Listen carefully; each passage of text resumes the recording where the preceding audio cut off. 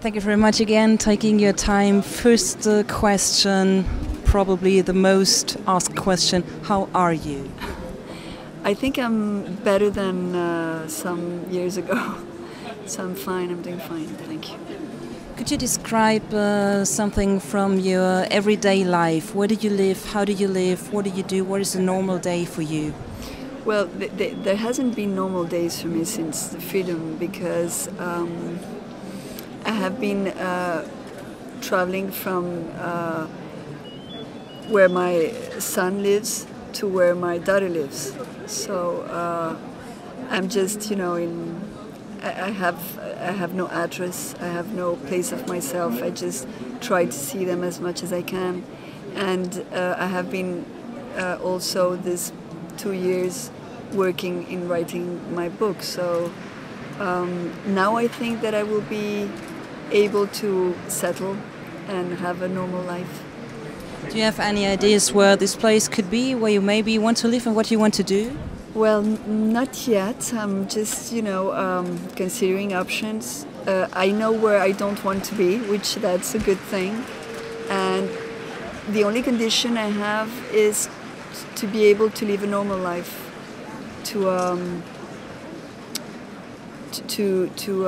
have access to culture, theater, books, movies, things that will enrich my understanding of the world, and where I could be available to help people if I can. That would be the only, What were maybe the most problems or the biggest problems for you coming back from total isolation in kind of normal reality?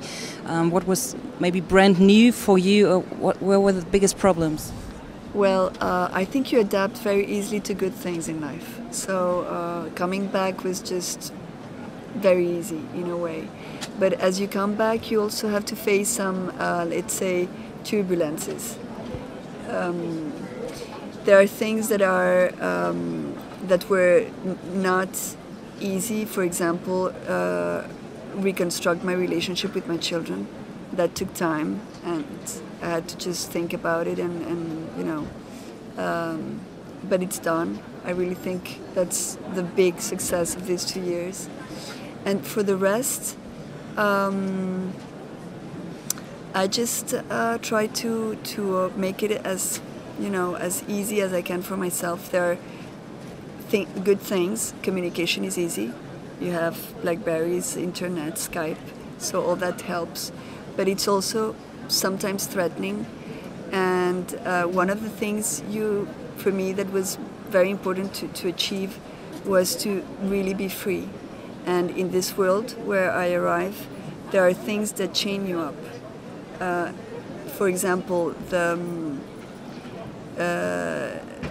people want for you to be very available, especially on the media, and that is something that I didn't want to do. I wanted just to preserve my privacy, and that has been a little struggle. I could imagine that actually right now in the surrounding of presenting your book, there are always the same questions upcoming. How hard is it for you to talk and to talk and to talk about what happened, what disgusting things happened to you in the jungle? I think I'm getting better, because at first it was very difficult for me to talk about those things without having a burst of emotions.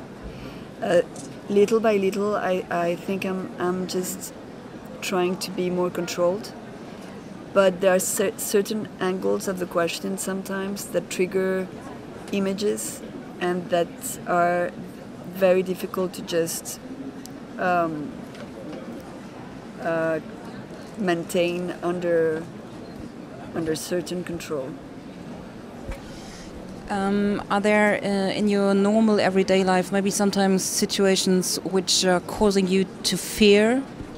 Yes, that's called post-traumatic syndrome, I think. And I have some of those. For example, the sound of helicopters triggers me a good dose of adrenaline and anxiety. And it's not something rational, just the body just reacts. some smells, the smell of when you lather the grass. I think that the smell of dirt and of vegetation recently cut triggers something there too. But for the rest, it's more like psychological reactions that I have to be aware of. It's difficult sometimes to trust, but I'm working on that, so it's okay. Are you still in contact with the others who were also hijacked and kept held there with you?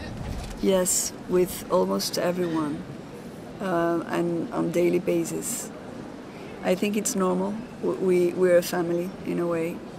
We were for many, many years, 24 hours a day together, so we know everything about each other. And the links that were created in those difficult times are links that will remain forever, I think. If you look back now, the years, you came home 2008, there are 2 years gone, but when you look back, do you have a situation, looking back into the time in the jungle, where you think now, oh my God, this was one of the really worst moments being there? In the jungle? Yeah.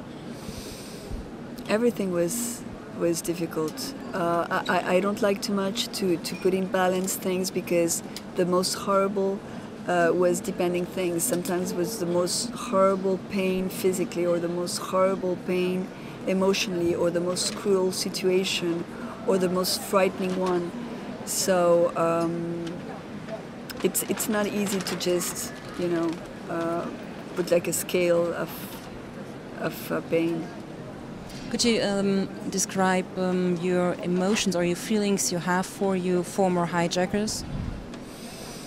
I forgave everybody, and I think that was important for me. First, it was like a decision, a very rational decision, because one of the things I knew I didn't want to become was somebody's slave of its thirst of revenge. I wanted to be free, and to be free, it's also to let go, and let go the hatred. But that was very rational. And when they killed Mono Hohoi 2 weeks ago, I just found with a great relief that it's also emotional now, because I didn't feel any kind of joy or of satisfaction of him being dead. I just thought it was, sad for a human being to be killed like he was.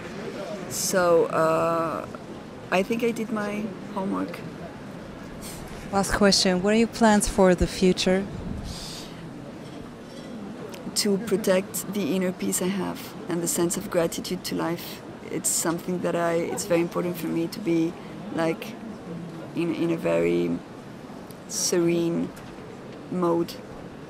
And I think that's my definition of happiness. So I want just to have that sensation of rest.